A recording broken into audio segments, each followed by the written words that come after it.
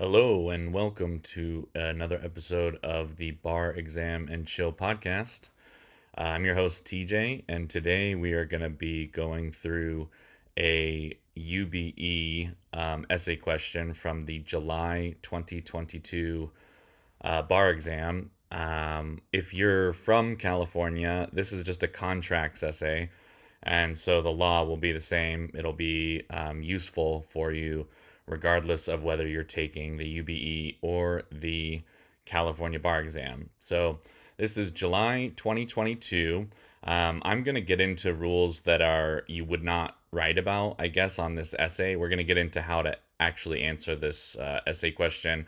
But I just want to provide as much of the actual rules in this area as possible so you're aware of everything you need to know. And we're going to go into how to actually answer this essay question. So this is MEE number 2 from July 2022, the UBE. All right, let's read the hypo. 5 years ago, Cellar started a small winery that catered to a regional market. The winery became wildly successful. 2 years ago, Cellar decided to retire and sell the winery. Cellar entered into negotiations with buyer, who was interested in buying a winery. Cellar was proud that the label for her red wines bore her picture, so, during the negotiations, she told buyer that she would not sell him the winery unless he agreed to continue using that label. Seller and buyer orally agreed that if seller sold the winery to buyer, he would continue to use the label for as long as he sold red wines. Buyer and seller agreed that buyer would buy the winery from seller for a purchase price of $3 million plus a fair share of the profits generated by the winery during the first year after it was acquired by buyer. While they did not agree on the precise share of the first year profits that buyer would pay to seller, buyer said that 20% would be fair, while seller said that 25% would be fair. Buyer and seller entered into and signed a lengthy written agreement. It stated that, in exchange for the assets of the winery, buyer would pay seller $3 million at the closing and 15 months later a fair share of the winery's profits during buyer's first year of ownership. It also stated that seller was not permitted to own or operate a winery anywhere in the United States for 10 years after the closing, a term that seller was happy to accede to because she intended to retire. The agreement did not include any provision about future use of the red wine label with seller's picture and did not contain an integration or merger clause. After seller transferred ownership of the winery to buyer, buyer continued to sell red wines but discontinued using the label with seller's picture. When seller complained about this, reminding buyer of his oral agreement to continue using the label, buyer said, "The agreement we both signed doesn't say anything about the label." 15 months after the closing, buyer sent seller $10,000, which was equal to 5% of the winery's profits during the first year of his ownership. Seller emailed buyer, complaining about the low amount of the payments and reminding buyer that they had both understood that a fair share of the first year's profits would be in the 20 to 25% range. In response, buyer pointed out that the agreement that they had signed did not say that a fair share of the profits would be that high. Fed up with the buyer, seller came out of retirement and opened and began operating a winery in another state in the United States far from her original winery. In litigation between the parties. And then here's the questions. Let's just go through the questions quickly, so you know, and we'll get into it. Number 1. Is seller's and buyer's oral agreement that buyer would use seller's picture on red wine labels enforceable, even though it was not included in the written agreement? Explain, in parentheses. Do not discuss any potential statute of frauds issues. Okay, really important there. Do not discuss that, so don't. Number 2. Could seller introduce evidence of the negotiations about what would constitute a fair share of the winery's first year profits to help explain the meaning of that term? Explain. Number 3, assuming the buyer is not in breach of any of his obligations under the purchase agreement, would buyer prevail on a claim that seller breached her obligations under the agreement by opening her new winery? Explain. And then at the end here, assume for all questions that in the jurisdiction whose laws govern the dispute, the sale of an ongoing business is governed by the common law of contracts, not Article 2 of the Uniform Commercial Code. All right, great. So this is a contracts essay, and basically the first step of any contracts essay will be to identify whether your contract is governed by the common law or the UCC. The UCC is typically like, it's concerned with merchants. So you're going to have to, define a merchant potentially. And it's for goods over $500. And common law is typically going to govern service contracts.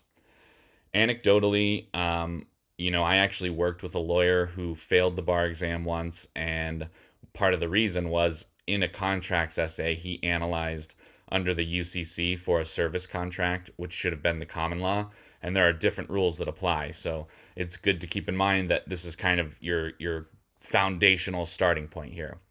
Here, this is like a winery, and so it's you can kind of tell it's a service contract. But luckily here in the UBE, they actually just straight out tell us don't analyze under the UCC. This is just going to be common law. All right, great.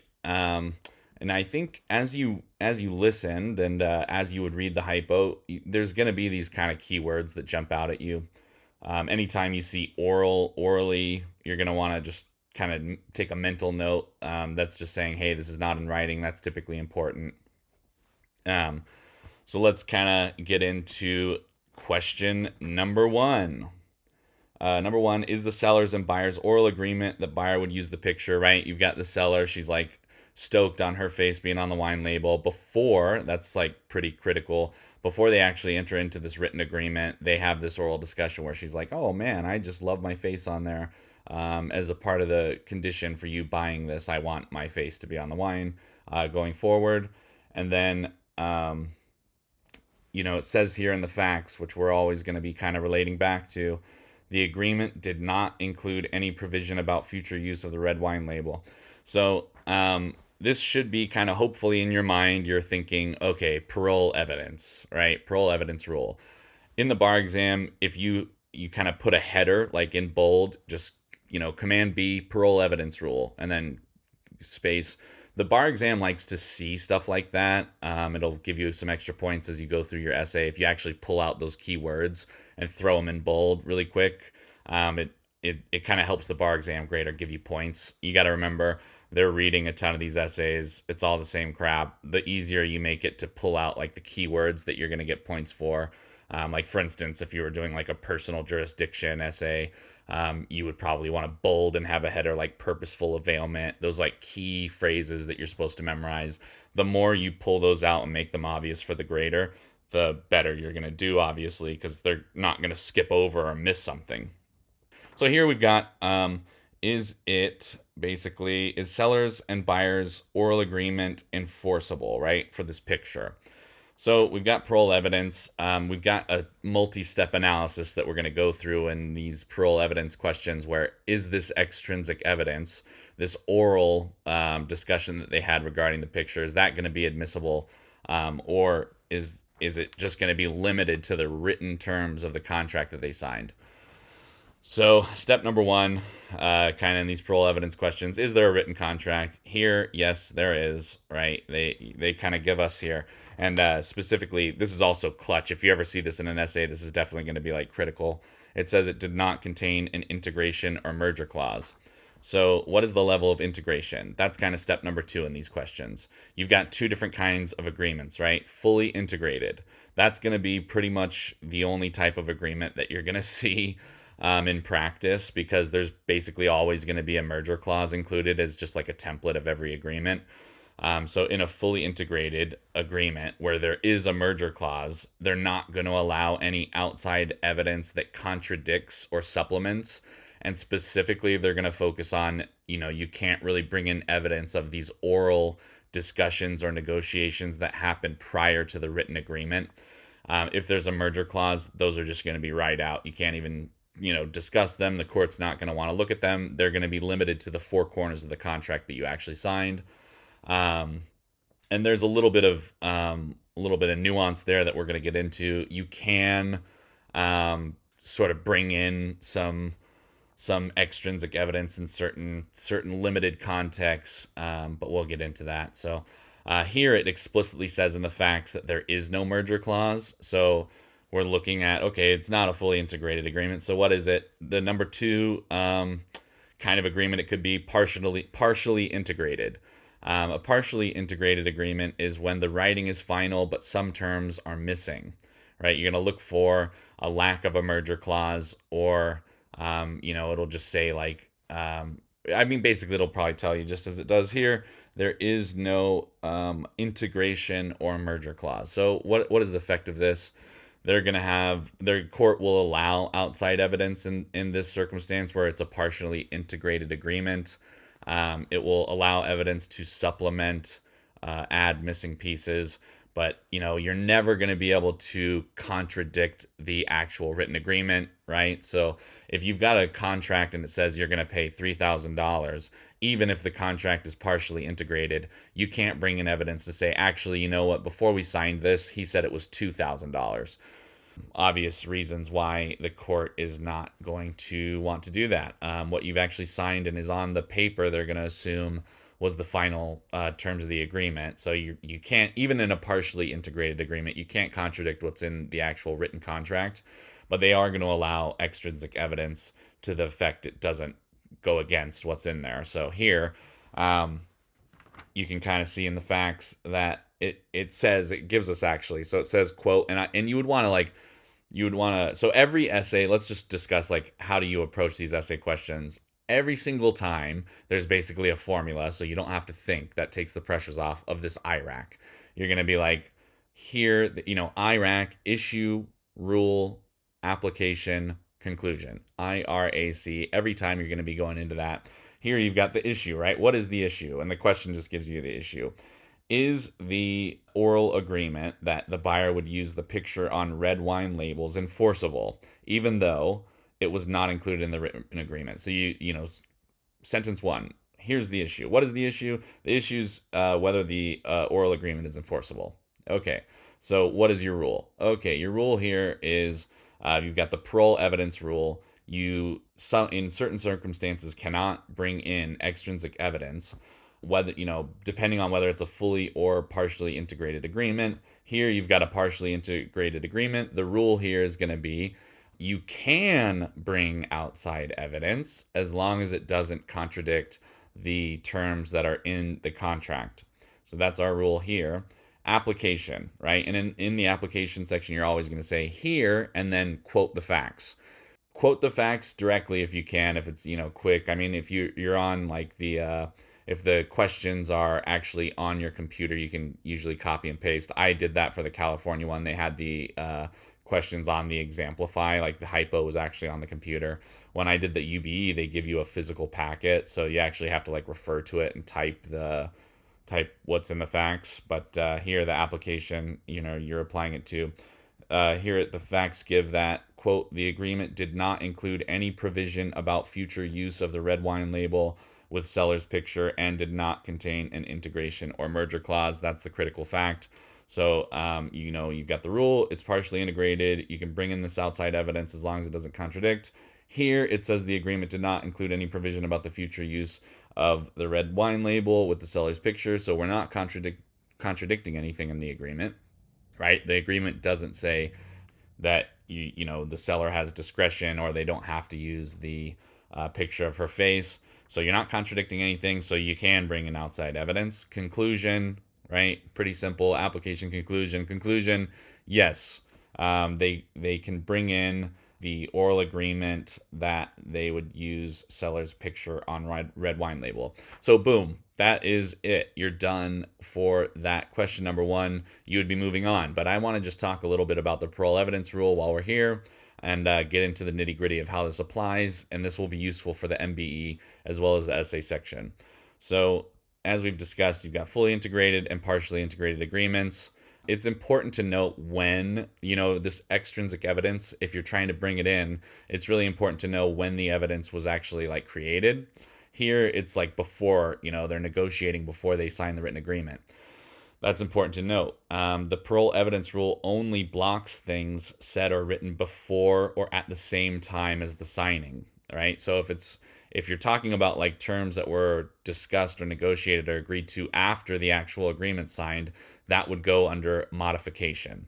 So you've got actually different rules for modification depending on whether it's a common law contract or a UCC Article 2 contract. So let's go through when the evidence was created for before or at the same time. If it's prior or contemporaneous and it's a fully integrated or agreement where it has a merger clause, it's going to be blocked. You can't bring in that extrinsic evidence. Okay, so what does this mean? If you have like for instance here, if there was actually a term in the contract that said it's up to the seller, their discretion, what they put on the wine bottle as the label, then if the agreement was fully integrated and they had a merger clause, you could not bring in that evidence that they had an oral negotiation about the seller loving her face on the wine bottle. That would just be barred. The court wouldn't want to consider that at all. If it's subsequent or if it's after signing, the Parol Evidence Rule is actually not going to apply. Again, it's going to be a modification and governed by different rules, which we'll get into kind of the modification. It's not addressed in this essay, but it can be useful to know what are the rules for modification. But, before we do that, in this Parol Evidence Rule, there are big exceptions that are commonly tested on the bar in both the MBE and the essay section. So on the bar exam, they love to test exceptions, obviously. If a contract is fully integrated, you can almost always bring in outside evidence in these specific circumstances. Or if there are these things going on, you actually can, right? This is a way to get around the Parol Evidence Rule. There's 4 main exceptions. What are they? To clarify ambiguity. Okay, so if a term is vague or ambiguous, you can bring in evidence to show what the parties meant. Number 2 exception. To prove a defense to formation. So you've got these 4 main defenses to formation of a contract: fraud, duress, mistake, or illegality, right? If somebody was like a minor, or you were under duress, they had a gun to your head; fraud, somebody was lying to you, or there was a mistake that voids the actual contract. You can bring in evidence to show like, hey, it's not just the written terms of the contract. This guy had a gun to my head and was saying, I'm going to blow your brains out unless you sign this contract. So you would be able to bring in extrinsic evidence in that circumstance. Exception number 3, condition precedent. So pretty big one. You can show that the parties agreed the contract wouldn't even start unless a certain event happened. You could bring in, obviously, extrinsic evidence of that. And finally, in UCC, there's trade usage. So between merchants, you can almost always bring in the course of performance or trade usage to explain terms. This kind of loops back into that clarifying ambiguity. So in the Parol Evidence Rule, you can always bring in extrinsic evidence to clarify an ambiguous term. If that's going on and there is an ambiguous term, under the UCC, there's a order of operations, like a hierarchy for how the court wants to consider that an extrinsic evidence, or how do they want to clarify that ambiguity. So first, the court is going to look top level priority. What are the express terms of the agreement? Like, what does it say in the contract? That's number 1. Number 2, they're going to go course of performance. How the parties have acted under this specific contract so far. So just this limited circumstance. Let's say you've accepted 5 previous deliveries of grade A lumber in this contract that was slightly nodded without complaining. Then the court will consider how you've acted, over the course of this contract and say, okay, well, you've accepted them previously, probably not going to have a problem doing it again. If you come up and you're saying, hey, I have a problem with this delivery of lumber, it's knotted, right? If you've already accepted 5 during the course of this contract, the court is going to consider that. So 1, express terms; 2, course of performance; 3, course of dealing. It's lower than course of performance. How have these 2 parties acted in previous different contracts? They'll consider that. 3rd, and finally, as it kind of referred to up there, the usage of trade. That's what the rest of the industry does. Does the rest of the industry, have a way that they interpret whatever the ambiguous terms is? The court will consider that as well. This is specifically, I think, it was made for the UCC, but you can analyze under this, hierarchy for the common law. They've pretty much adopted these, this order of operations for analyzing ambiguous terms. So I think it's fine if you're in a service contract to acknowledge that if it comes up, like how is the court going to analyze this? So to recap here, if you've got a partially integrated agreement, the evidence that contradicts the terms of the agreement will always be forbidden. And that's going to be true whether it's partially integrated or fully integrated. Now, evidence that supplements, which we kind of have here, this oral agreement that existed prior to the actual contract. In a partially integrated agreement, it's going to be allowed. The court's going to consider it. In a fully integrated agreement where they have a merger clause, not allowed. It's forbidden. And let's get into this next one. Evidence of later changes. That's going to be not under the Parol Evidence Rule. You'll analyze under modification. It is going to be allowed whether it's partially integrated or fully integrated. So if you've got a modification, you're not going to analyze under the Parol Evidence Rule. It's going to be a different analysis almost entirely. You're going to go under modification. So let's discuss, even though it's not at issue here in this essay, let's discuss contract modification. How does that work, and how is it different under the common law and the UCC? Okay, well, under the common law, if you've got a service contract, you've got the pre-existing duty rule. If you are going to modify a contract, right, and you have a pre-existing duty, the modification is not going to be enforceable. So if for whatever reason, halfway through the contract, I'm building you a house and I just say, hey, you know what? Actually, I want to get paid more. I agreed to build your house for $100,000, but it turns out I just, halfway through, you're kind of, you're stuck with me. I'm halfway through. I know what I'm doing. And I just come to you and I'm like, you know what? I want $150,000. You already have a pre-existing duty to build my house, and we have an agreement at $100,000. So even if I say, okay, you know what, fine, I'm going to go ahead and agree to this modification, it's not enforceable, because under the common law, if it's a service contract, you have the pre-existing duty rule, and you need additional consideration. It's required if you're going to modify the contract. Now, under the UCC, which is goods over $500, you don't have this pre-existing duty rule. So that's kind of the important distinction there. You have this good faith test. You have good faith and fair dealing. You're under the obligation to operate under good faith and fair dealing. If you got a couple merchants, you don't have a pre-existing duty rule where consideration is required. You could actually, modify the contract, and as long as you're operating in good faith, that modification would be enforceable. There is exceptions. There's always exceptions. So if you're in common law, the exception to the pre-existing duty rule would be if there's unforeseen difficulties, like in the middle of you performing your service, something like insane happens. There could be an enforceable modification under really harsh circumstances. Under the UCC, you don't really need an exception. You just have to operate in good faith. All right, so we went through the Parol Evidence Rule. We kind of went through all the distinctions, even above and beyond what's in this essay. We've answered the first question there. The answer, IRAC, was pretty easy, pretty fast. It's partially integrated. Okay, you can bring in the oral negotiations prior that were about her putting her face on all the wine bottles. Let's look at question number 2. Could seller introduce evidence of the negotiations about what would constitute a fair share of the winery's first year's profits to help explain the meaning of that term?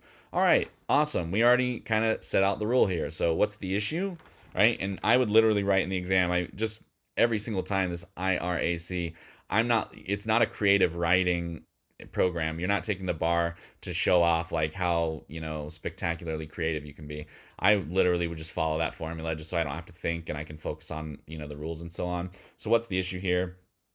The issue is, can you introduce evidence of the negotiations about what would constitute a fair share of the winery's first year profits? Issue. Well, what's the rule?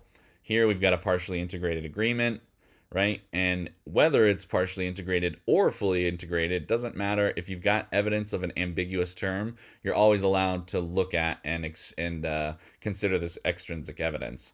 So here you can put down, yes, if you're going to clear up an ambiguity, you can look at evidence to clear up the ambiguity around the term fair price. Okay, so number 2, right, issue.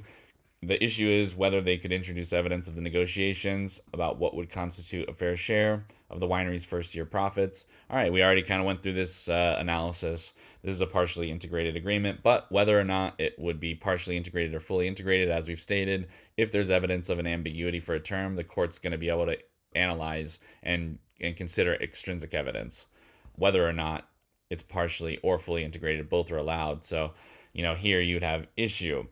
Could the seller introduce the evidence? Rule. In a partially integrated agreement or a fully integrated agreement, the court is always going to be allowed to consider extrinsic evidence to clarify an ambiguous term. Here, fair price doesn't actually give us a percentage, so will they be allowed? Yes. The court can look at and consider that initial discussion where they said, buyer said, here in the facts, and I would quote from the facts here in the application, buyer said that 20% would be fair, while seller said that 25% would be fair. Can they consider that? Yes. So probably the court's going to consider that. And what is the conclusion? They're going to assume that a fair price would be between 20 and 25%. The court would probably pick a percentage there. So issue, rule, application, conclusion. Boom, we're done with number 2. Easy peasy. Number 3. Assuming that buyer is not in breach of any of his obligations under the purchase agreement, would buyer prevail on a claim that seller breached her obligation? So this is the non-compete clause. I'm going to go ahead and discuss a little bit like the California rule here as well. But let's start with the UBE. This is going to be applicable regardless, right? In each bar exam, you're going to want to start with what is this non-compete clause? How does it get analyzed? Basically, there's 2 standards for a non-compete clause, right? You've got non-compete for an employment contract and non-compete for the sale of a business. Those 2 are going to be treated differently. Both of them kind of have this reasonable standard, the reasonableness test, right? I mean, by the way, if you ever don't know a rule on the bar exam, I mean, just fucking throw reasonable in somewhere. Just try and make up some shit with reasonable. Reasonable is just repeated everywhere in the law, right? So here, there's another reasonableness standard for a non-compete clause, whether it's going to be enforceable or not. If let's kind of go through this, right? The court is not going to and they put high scrutiny on an employment contract if there's a non-compete clause. They don't like it, right? There's not a lot of bargaining power between the 2 people. The employer is writing the employment contract, and if you want to be employed, you basically just have to, concede. And a non-compete is going to limit your ability to earn a living. So that's why the court is going to put high scrutiny on a employment contract non-compete clause. They don't really like them. They don't want you to be stuck. Let's say you get fired or you leave, you can't work anymore. The court's not really going to like that. So there's going to be a high level of scrutiny if there's an employment contract non-compete clause. Now, in California, these are just statutorily barred. You cannot have a non-compete clause, so it's going to be unenforceable. And it could potentially render the entire contract unenforceable. So in California, under the Business and Professions Code, you're going to just want to say, if you're in California, these are no bueno. You can't ever have these. Again, under the UBE, you can have a non-compete clause in an employment contract context, but the court doesn't like them. So it's going to want to say you can't have it unless it's reasonable. Now, what kind of things are reasonable? If it's an employment contract, the courts will enforce it for trade secrets and specialized training. If you're a sandwich maker at Subway and, there's some kind of non-compete clause, can you go work at Quiznos? Yeah, right. There's not really, you're just putting together a sandwich. It's not like rocket science. There's not really any trade secrets going on. The court's not going to want to wade in and enforce a non-compete clause in that context. Doesn't really make sense. So in an employment contract, you've also kind of got scope of time. It's got to be pretty narrow. They're not gonna want to have enforce a contract where you say, okay, I'm gonna protect my trade secrets for 80 years, and you can never work for a competitor for 80 years. That's way too long. You're going to be dead before that expires. So it has to be reasonable, right? You just kind of look at the reasonableness. Does it seem reasonable? And then analyze under that. Here, we don't have an employment contract. So that whole analysis is, we don't even look at it. We've got sale of a business. Now, courts apply a way lower scrutiny level for sale of a business, because there are two parties, a buyer and a seller. There's a lot more parity. Whether you want to enter into a deal or not, that's sort of up to you. So you've got a lot more bargaining power between the two parties, and they're probably pretty sophisticated if they're two business people. So the court will put a low level of scrutiny, and they will enforce these sort of non-compete clause. They'll be more ready to enforce these non-compete clause. What are the protectable interests in the sale of a business? Well, you've got like goodwill and investment value. I mean, let's talk about that a little bit. Let's say I buy like Ned's coffee, and in the community, people love Ned's coffee. They're like, man, Ned's coffee is so fucking awesome. I go there every morning, and Ned says hi.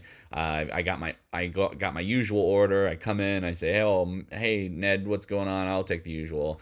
Oh, I love this coffee so much, right? You've got goodwill in the community. If somebody buys Ned's coffee, they're buying that goodwill.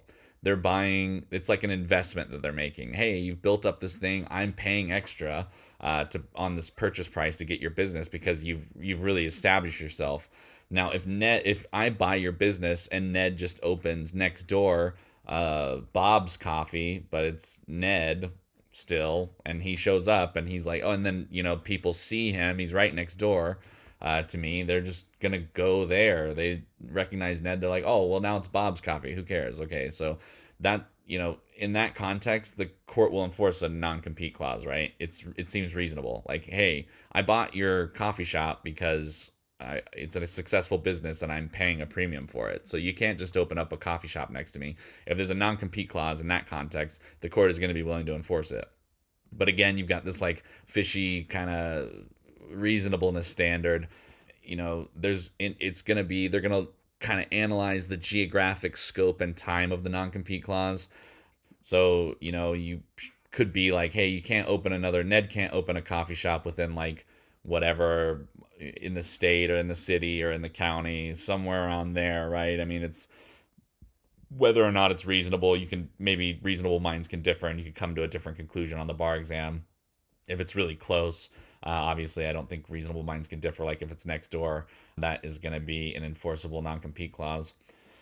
Here, right? Okay, so we've got this rubric, this standard that we can analyze non-compete clause. The question here, number 3, is assuming that the buyer is not in breach of any of his obligations, right, would the buyer prevail on a claim that seller breached? So we're not going to analyze it all. This is really important. You want to look at the call to the question and make sure you're not doing what they're saying don't do. That's like number 1. So here it's saying don't analyze like saying, well, the buyer already breached, so there's been a repudiation and now the seller can do whatever they want and the agreement's not enforceable. They don't want you to say that, right? They're telling you, don't say that. Just assume that the buyer is not in breach of any of his obligations. Can he enforce this term, this non-compete clause against the seller? Okay, so we've got this rubric. It's a sale of a business. Can they enforce the non-compete clause? We've got this reasonableness standard. So let's kind of go into the facts, right? Issue. The issue is whether they can enforce the non-compete clause. Rule. If it's a sale of a business, courts will be more likely to enforce a non-compete clause because there is better parity and bargaining power between the two parties, and you're buying goodwill or whatever. Okay, rule. Application. Here, what is the non-compete clause? So we kind of go up into the facts here, and we find, actually, you're going to want to quote, like, what is the actual non-compete clause that it is at issue here? It says, and you would just quote this, right, for the application, the contract stated, quote, that seller was not permitted to own or operate a winery anywhere in the United States for 10 years after the closing. Okay, well, that's like the whole entire country. The United States is enormously large. So you can't open a business in, like, let's say that they're in Florida. You can't open a business in California. It's on the other side of the country. How would that have any impact on, this business that you've got, this winery that's in Florida? That seems kind of way too big of a geographic zone, right? That's kind of what they're getting at, I think, here. And it's also 10 years after closing. That's kind of a long time. I mean, you can't open for 10 full years. You've sold it for $3 million. You get profits. You get these profits after like 1 year. but you can't operate a winery, you can't have any business for 10 years. That seems like way too long. So kind of under this reasonableness standard here, application, it looks like this is unreasonable, right? That would be kind of your conclusion here. You've got the application to the facts. What is the application? You got these facts. You've got this term in the contract. Nowhere in the United States for 10 years.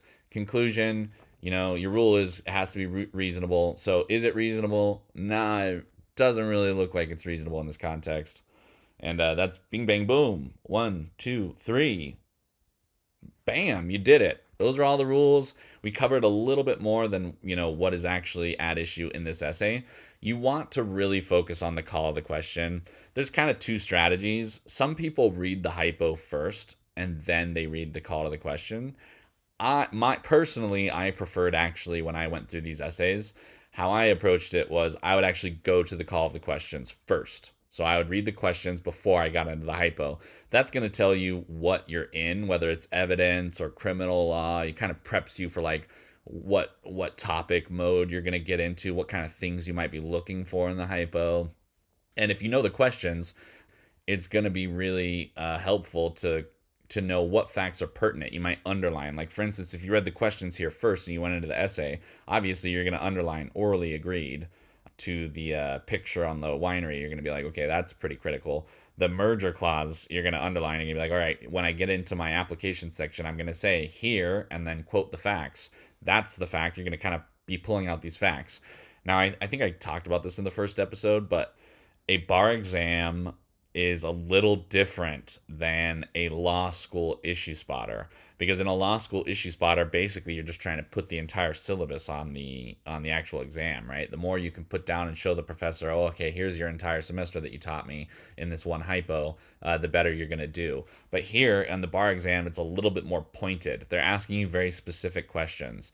So there are, like in this hypo, there are some facts that may trigger like laws and like thinking on stuff that it's not asking you. If you're analyzing stuff that you're supposed to know for the bar exam, but they did not ask you about it in the questions, you're not going to get points. They want to give you points and award points for specifically what are the key words and the key rules and the key analyses for the questions you've been presented. So that's kind of why personally for these essays, I look at the questions, then I go read the hypo, kind of pull out, underline as you're going through what facts are pertinent so that you can put them into that IRAC formula. And that's it. Bam. You would have murdered that contracts question with all of this, with all these rules. And hopefully you've got a better understanding of how this kind of stuff works on a contracts essay. Follow, subscribe. I'll be doing more of these essays. I'm going to go through, try and do all of the topics, have a broad range, and we'll keep plugging along and learning the bar. All right. I'll see you next time.